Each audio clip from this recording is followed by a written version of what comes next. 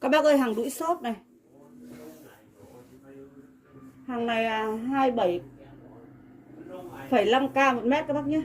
Cái hàng lụa satin này. Mã này là mã em tri ân và khuyến mại các bác ạ. Không đáng lẽ phải bằng giá cái mã này cơ. Nhưng thôi em tri ân cho các bác mã này ạ. Hôm nay em bán ở nhà được rất là nhiều luôn rồi ạ. Còn hàng này là 275 các bác nhé. Em cũng cắt cho các bác ở nhà mua này.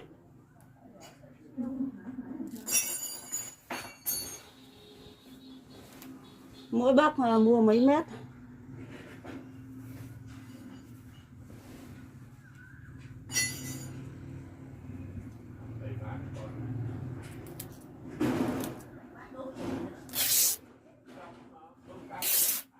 Mười mét 200, 10 mét là 270 các bác nhé.